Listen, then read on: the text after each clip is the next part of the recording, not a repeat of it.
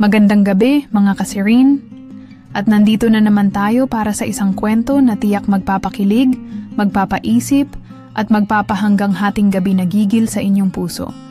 Kaya tumutok lang, relax lang, at samahan niyo ako sa isang gabing puno ng emosyon at kwento ng pagmamahal. Huwag kayong aalis dahil magsisimula na ang kwento natin. Ako nga pala si Monique, isang OT na anyos na dalaga. At ngayong araw ay nagdesisyon akong lisanin ang bahay namin. Hindi ko na kayang magpatuloy doon, sa gitna ng walang katapusang sagutan ng mga magulang ko. Sa tuwing mag-aaway sila, ako na lang ang tinatamaan, walang katapusan, walang hangganan. Kaya't nagpasya akong umalis na lang at tumungo sa bahay ng tito ko, si Tito Raul. Hindi ko alam kung ano ang mangyayari o kung anong aasahan ko. Pero sa tingin ko, wala na akong ibang choice.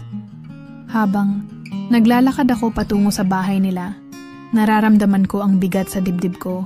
Hindi ko alam kung ang nararamdaman ko ba ay takot o kaba, o baka pareho. Puno ng galit ang puso ko, at hindi ko na kayang manatili sa bahay na puno ng tensyon. Ang bahay ni Tito Raul ay ilang kanto lang mula sa amin, pero parang ang layo ng bawat hakbang ko. Nang makarating ako sa bahay nila, sinalubong ako ni Tito Raul ng isang maligaya at magaan na ngiti. "Monique, mabuti at dumaan ka. Sige, pumasok ka na't magpahinga," sabi niya. At para bang ang saya-saya niyang makita ako. Para bang walang masyadong nararamdaman sa mga nangyayari sa paligid ko. Pero hindi ko rin naman masisisi si Tito. Siguro, sa kanya, ako lang ang mahalaga. Pumasok ako sa loob ng bahay at naisip ko na sana, dito may mahanap akong konting kapayapaan. Ang bahay ni Tito Raul ay maayos at tahimik. Hindi kagaya ng sa amin na puno ng sigawan. Ang bawat sulok ng bahay ay magaan. At ang amoy ng kape mula sa kusina ay tila nag-aanyaya ng kapayapaan. Pero sa kabila ng lahat ng ito, parang may kaba pa rin sa aking dibdib. Isang pakiramdam na parang may hindi tama, may hindi maipaliwanag. Habang nag-uusap kami ni Tito, naramdaman ko na may kakaibang presensya siya. Hindi ko ito mabigyan ng tamang pangalan, pero may isang bagay sa kanya na hindi ko maiwasang maramdaman. Hindi ko alam kung dahil ba sa hindi ko pa siya gaanong kilala o kung may ibang dahilan. Isa lang ang sigurado ko. Hindi ko pa alam kung anong nararamdaman ko patungkol sa kanya. "Monique, gusto mo ba ng beer?" tanong ni Tito, habang inihahanda niya ang kanyang sarili para maghapunan. Ang tanong na yon ay parang isang hudyat na nagdulot ng kakaibang pakiramdam sa akin. Hindi ko alam kung bakit, pero parang may konting kaba na naman sa puso ko. Parang may parte sa akin na ayaw ng alok na iyon. Ngunit may bahagi na gusto ko ring mag-relax at magpahinga, kahit papaano. Sumang-ayon ako, kahit na medyo naguguluhan pa. "Sige Tito, salamat," sagot ko. Hindi alam kung anong ibig sabihin ng tanong na yon. Ano ba ang layunin niya? O baka naman wala lang talaga. Pero bakit parang may ibang hangin na sumasalubong sa amin? Habang nagsisimula na kaming maghapunan, hindi ko maiwasang mag-isip. Ano kaya ang mangyayari pagkatapos ng gabing ito? Hindi ko alam.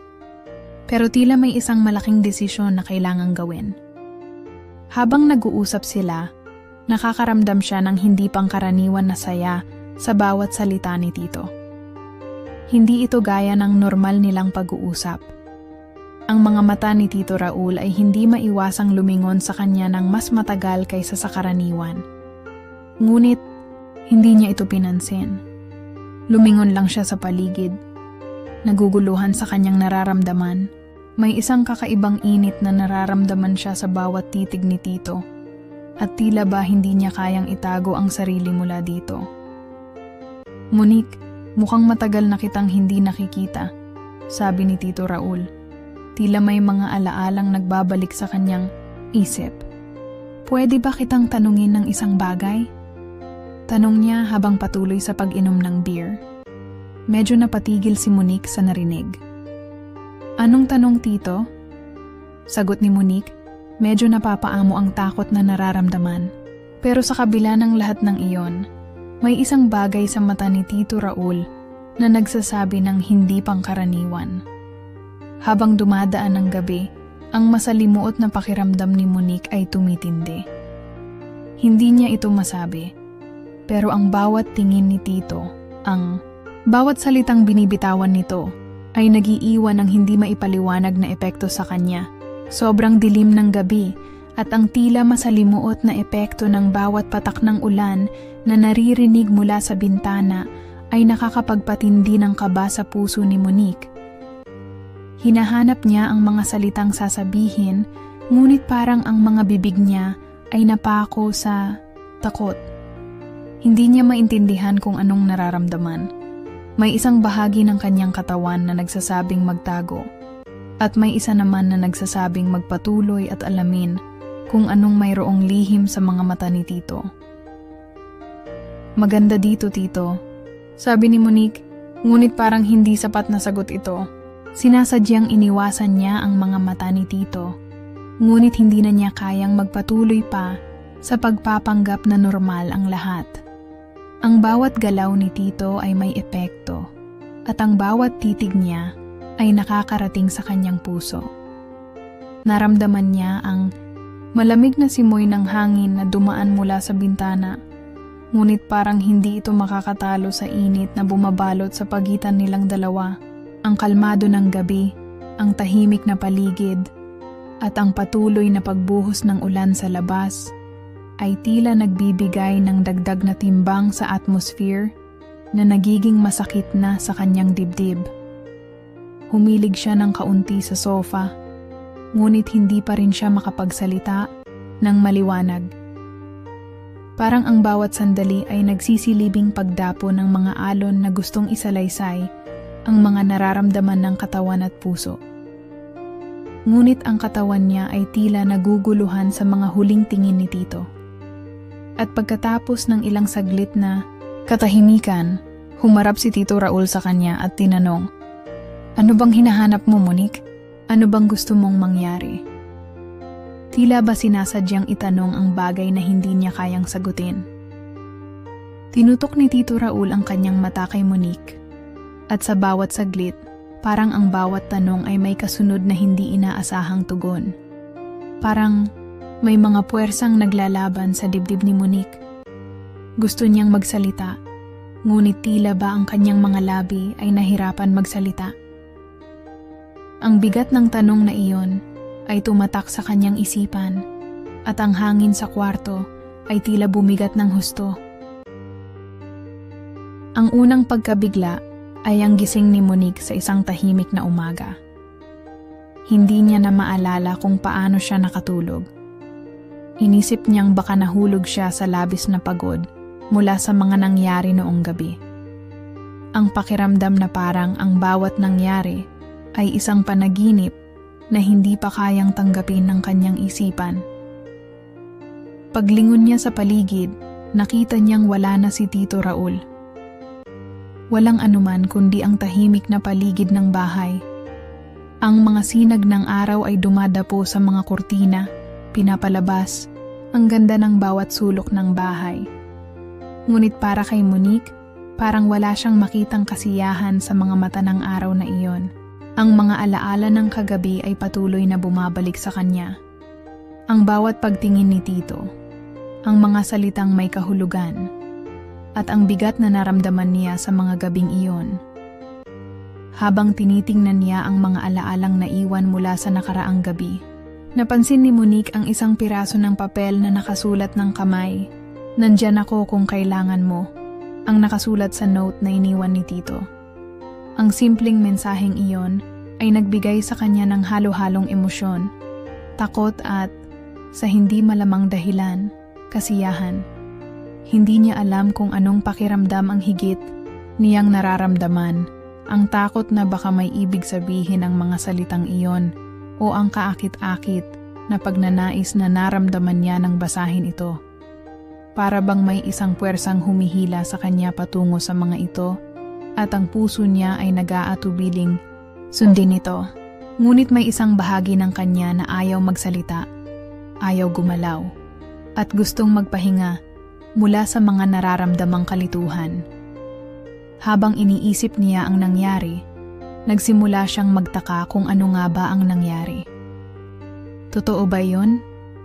Tanong niya sa sarili. Ang mga tanong ay patuloy na lumalabas sa kanyang isipan, ngunit hindi niya pa rin matanggap ang lahat ng nangyari. Kung hindi dahil sa simpleng mensahe ni Tito, baka hindi niya kailanman maisip na may naganap na higit pa sa isang simpleng pagkakausap. Hindi niya pa rin kayang tanggapin ang lahat ng iyon. Ngunit sa kabila ng mga takot, may nararamdaman siyang hindi niya kayang labanan. Isang tila matinding pagkabighani kay Tito. Ang mga mata nito, ang mga salitang binanggit, ang pagiging magaan na pakiramdam sa kanyang katawan, tuwing magkasama, sila ay may hindi maipaliwanag na epekto. Minsan, naiisip ni Monique kung naging bahagi ba siya ng isang laro o kung may mas malalim pang kahulugan sa lahat ng nangyari. Hindi pa rin niya matukoy kung ang nararamdaman niyang iyon ay tamang nararamdaman o kung siya lang ang nagbigay ng labis na kahulugan sa mga simpleng kilos ni Tito. Ngunit sa kabila ng lahat ng iyon, ayaw niyang kalimutan ang mga sandaling iyon. Parang may isang piraso ng puso na naiwang nakatali sa bawat salitang binitiwan ni Tito. Bago niya mailabas ang lahat ng nararamdaman, nakatanggap siya ng mensahe mula kay Tito Raul. Babalik ako mamaya, Monique. Huwag ka mag-alala. Ang mensaheng iyon ay nagdulot ng kabuntot na takot at sabayang saya sa puso ni Monique. May darating na ba na pagkakataon upang magpatuloy ang kanilang kwento? O ito ba ay magiging isang paglimos lamang ng pansamantalang Sa isang tahimik na kafe, muling nagkita si Monique at Tito Raul. Ang lugar ay puno ng mga soft na ilaw at malalambot na kasangkapan. Ang amoy ng kape at pastry ay nagpapalakas sa kanilang kalmado. Ngunit sa kabila ng lahat ng iyon, may hindi maikling distansya na hindi matitinag. Ang mga mata nilang nag-uusap ay puno ng hindi nasabing mga salita. Monique, may mga bagay akong gustong itanong sa'yo, ang sabi ni Tito Raul habang binubuksan ang menu ng kafe. Hindi siya makatingin ng diretso kay Monique.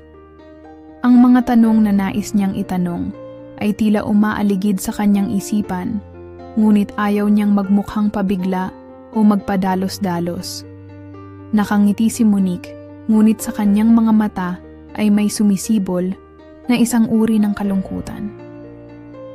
Ano yun, Tito? Tanong niya habang pinag-aaralan ang kanyang sarili. Alam niyang may tinatago si Tito, ngunit hindi pa niya kayang alamin ang buong katotohanan. Isang bahagi ng kanya ang natatakot na baka ang lahat ng ito ay nauurong lang. Ngunit may iba pang bahagi ng kanya ang hindi makapaghintay na malaman kung anong susunod na mangyayari. Nagpatuloy ang kanilang pag-uusap at sa bawat sagot ni Tito Raul, nararamdaman ni Monique ang pag-angat ng tensyon sa kanilang pagitan.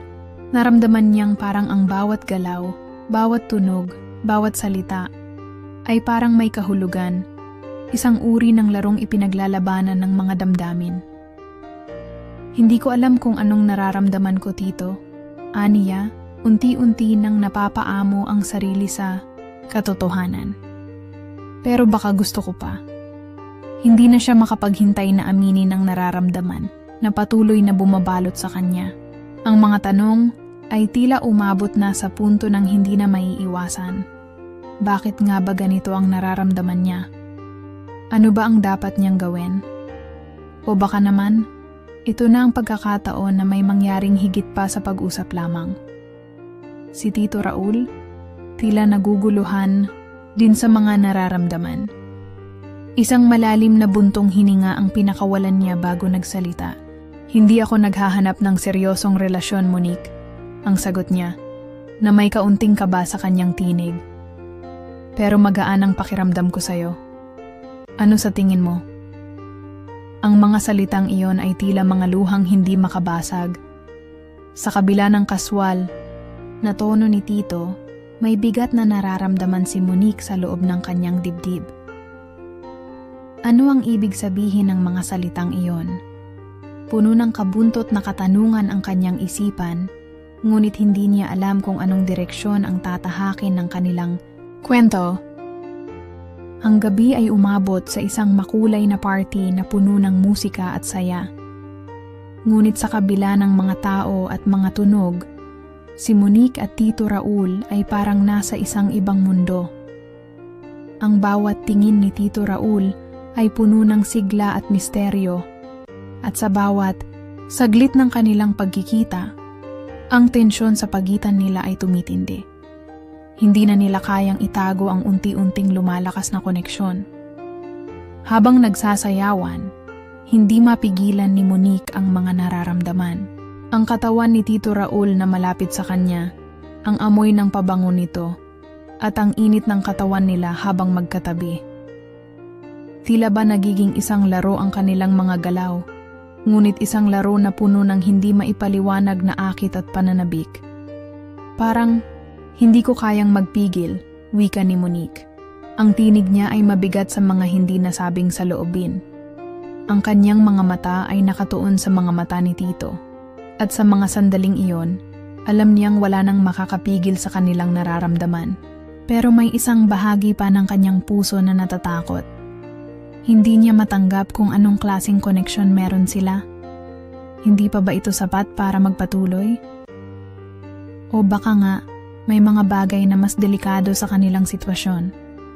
Tito Raul, naabala din sa pakiramdam na unti-unting umaabot sa hangganan, ay tumingin sa kanya ng seryoso.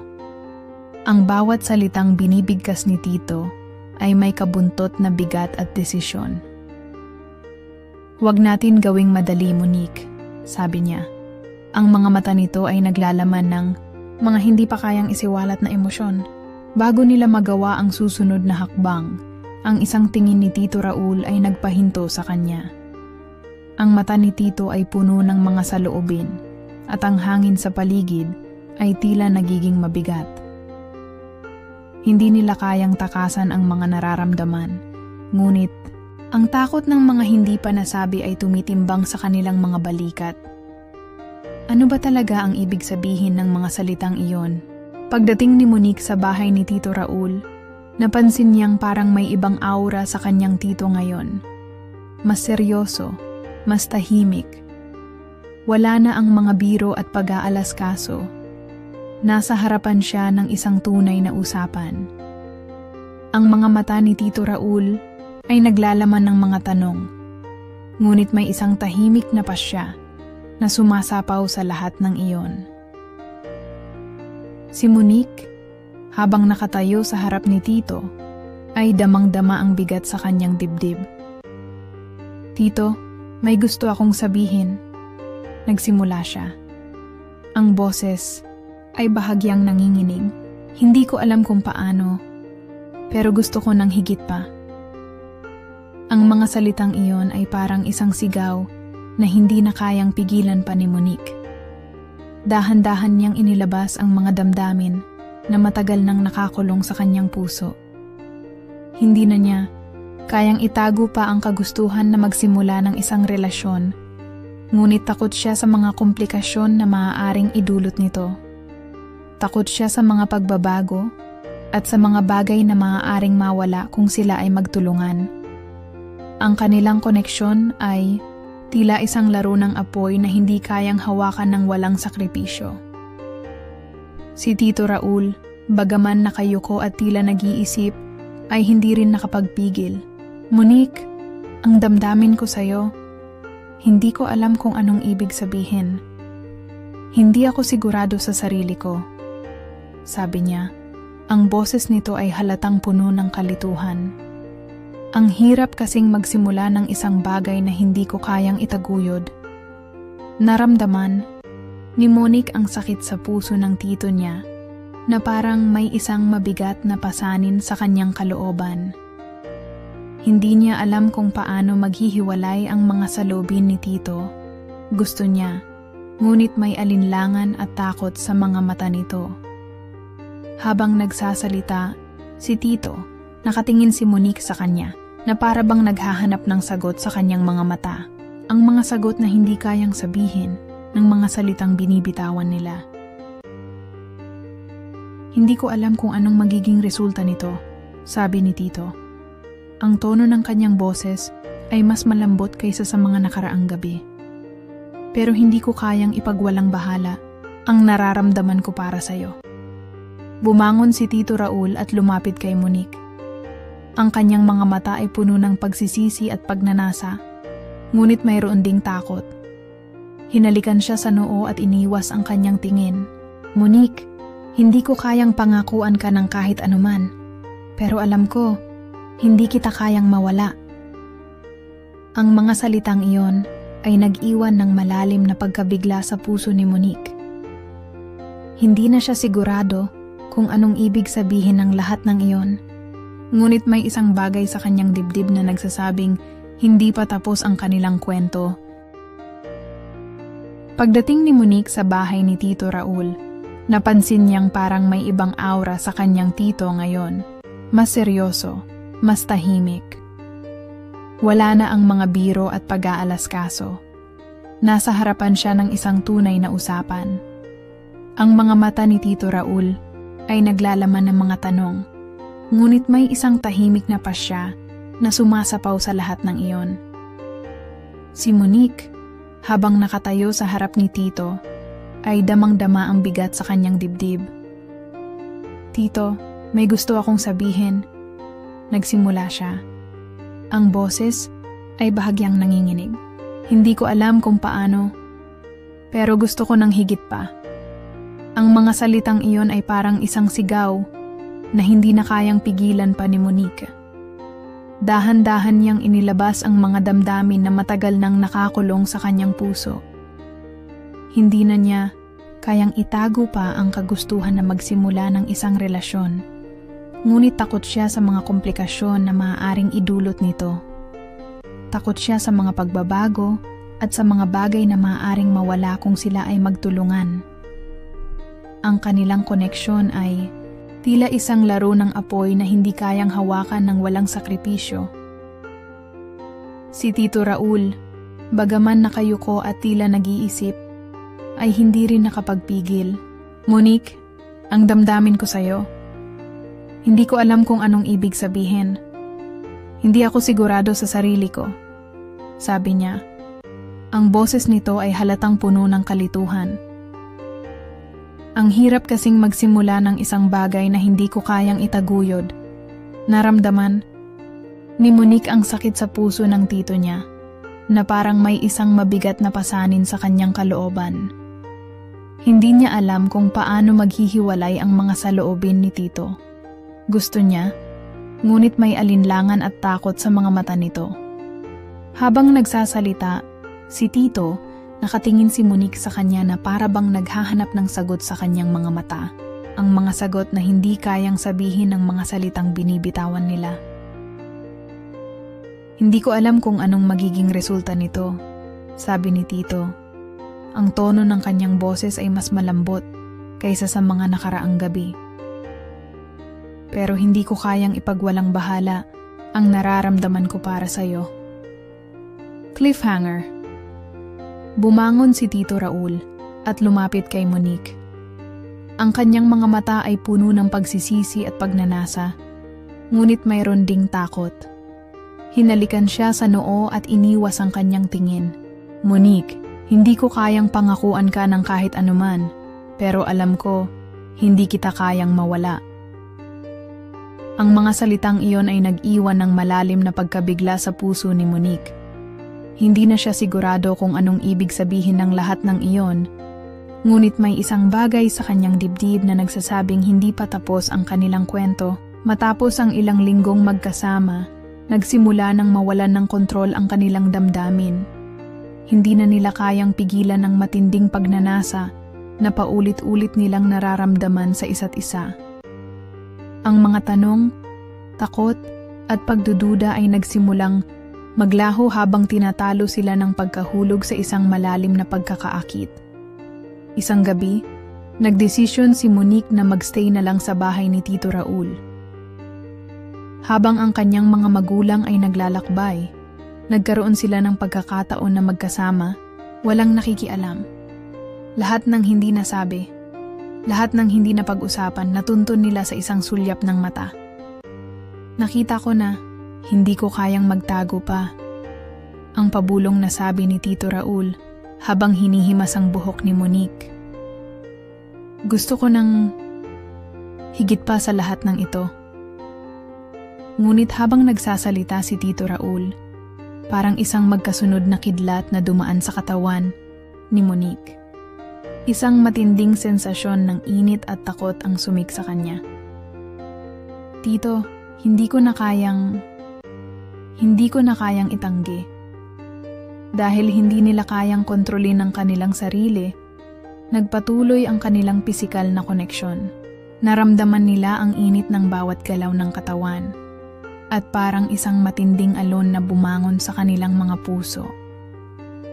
Ngunit sa mga pagkakataong ganito, ang pagmamadali ay hindi laging nagdudulot ng mabuti. Habang ang kanilang mga katawan ay magkasama, sa isang init ng gabi, biglang bumukas ang pinto. Ang hindi nila inaasahan, ang mga magulang ni Monique, na naabutan silang magkapatong sa kama.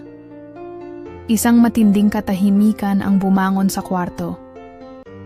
Ang mga mata ng mga magulang ni Monique ay puno ng galit at pagkabigla. Ang lahat ng init at kaligayahan ay napalitan ng takot. Si Monique, nagulat, hindi alam kung anong sasabihin. Ang kanyang mga magulang ay nakatayo sa pintuan, hindi makapaniwala sa kanilang nakita. Anong ginagawa ninyo? Ano itong kalokohan? Sigaw ng kanyang ina habang ang tatay niya ay hindi na nakapagsalita. Nagngingit-ngit ang pagkakita ng mga magulang ni Monique sa kanila ay nagpatigil sa lahat ng bagay. Ang mga minuto ay naging mga oras habang nakatayo sila sa harapan ng isang sitwasyon na hindi nila alam kung paano susolusyunan. Naramdaman ni Monique ang matinding kahihiyan at takot. At ang bigat ng sitwasyon ay halos hindi niya matanggap. Monique, paano mo ito magagawa? Ang sigaw ng kanyang ina. Bakit ka nagpatuloy sa ganitong klaseng relasyon? Hindi ba't alam mong mali ito? Naramdaman ni Monique ang matinding sakit sa kanyang dibdib. Hindi siya makatingin sa kanyang mga magulang. Si Tito Raul naman ay tahimik at nag-aalangan. Wala ni isa sa kanila ang makapagsalita. Nagkamali kami, ang tanging nasabi ni Tito Raul. Ang boses niya ay puno ng pagsisisi. Hindi ko po siya tinulungan ng tama. Hindi ko po siya tinulungan kung paano siya magiging masaya. Ang mga salitang ito ay tila pagpapaliwanag na hindi sapat upang maibsan ang sakit at galit ng mga magulang ni Monique. Nagtuloy ang diskusyon sa isang matinding usapan. Ang magulang ni Monique ay nagpatuloy sa kanilang galit na pagsasabing maling-mali ang ginawa nila at iniwasan nila si Tito Raul at sinabihan siya ng mga masasakit na salita. Ang mga magulang ni Monique ay nagdesisyon na ipadala siya sa ibang lugar upang mapag-isipan ang lahat. Tumanggi silang makipag-usap kay Tito Raul at pinaalis nila ito sa bahay. Si Monique, hindi makapagdesisyon kung anong gagawin. Gusto niyang sumama kay Tito Raul. Ngunit takot siya sa magiging epekto ng kanyang desisyon.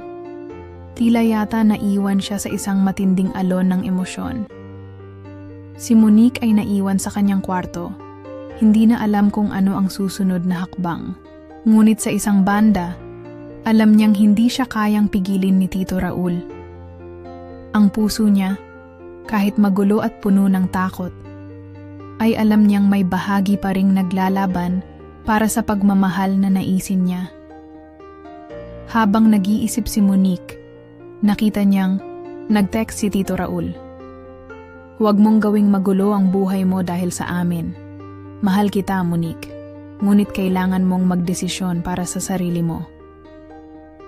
Sa dulo ng mensahe ay isang simpleng patawad.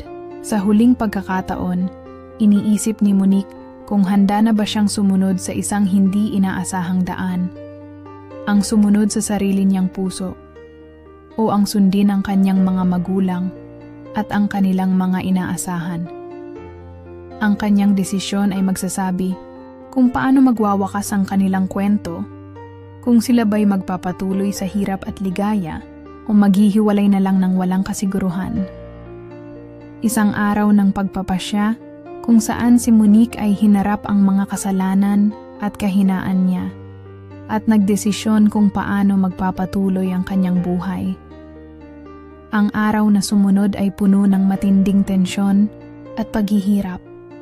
Si Monique ay nakaupo sa kanyang kwarto, tinitingnan ang mga mensahe mula kay Tito Raul at ang mga pahayag ng kanyang mga magulang na patuloy na nagsusumbong ng galit at sakit.